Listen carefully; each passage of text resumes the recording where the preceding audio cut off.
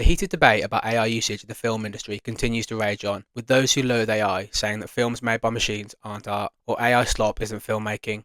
As I hear more and more of this, there's been a question I keep asking myself in the back of my mind, one that I'm still not sure if I know the answer to. Is AI really any different to CGI? In this video, I'm going to explore the similarities and differences between the two, and I'll let you decide whether they're actually the same thing or fundamentally different.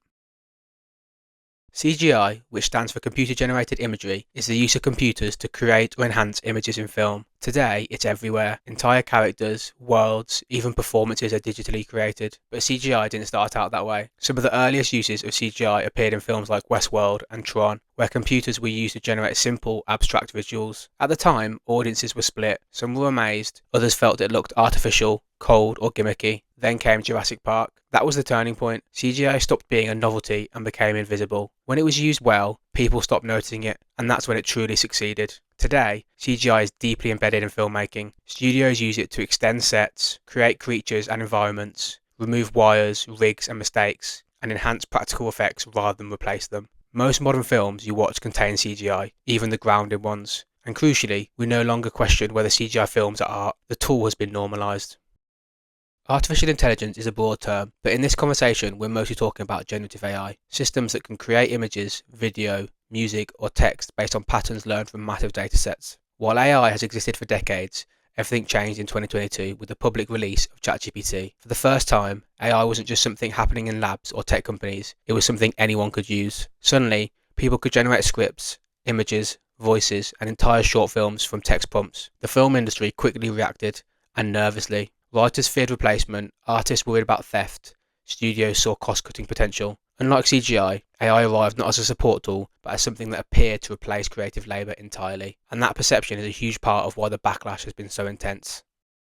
Here's the uncomfortable truth. At a fundamental level, CGI and AI are both computer generated. They are both software tools running on computers, creating images that do not physically exist. Neither is real in the traditional sense. And importantly, AI isn't just pressing one button and magic happens. Like CGI, AI tools involve iteration, refinement, human decision making, and pushing and pulling parameters.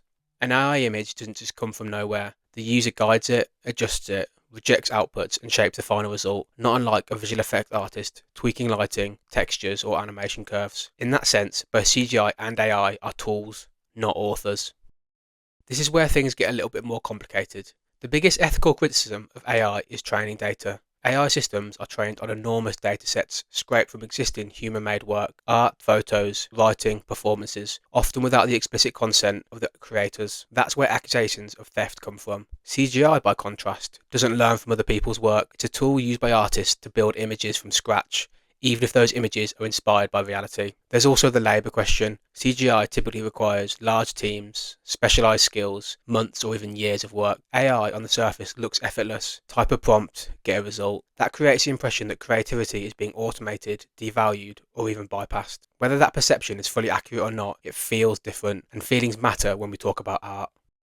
Here's where I land. There is no clean, objective answer. CGI was once accused of being fake, soulless, and destructive to cinema. Now it's invisible, accepted, and essential. AI may follow a similar path, or it might remain fundamentally controversial because of how it's trained and deployed. What is certain is this: AI is not going away. It will disrupt filmmaking, and it will reshape how films are made, who makes them, and at what scale. We're already seeing the first fully AI-generated short films, and even some feature films. And experiments appear rough, imperfect, but undeniably real. And just like CGI in the early days, they force us to ask uncomfortable questions about authorship, labour, and what we value in art. So, is AI really any different to CGI? Maybe, maybe not. Ultimately, each of us will decide where the line is. Ethically, creatively, emotionally. But cinema has always evolved through technology. Sound, colour, digital cameras, and CGI. AI is just the latest chapter, and we're only at the beginning. What matters now isn't whether we panic, but how intentionally we choose to use it. You guys are so screwed now!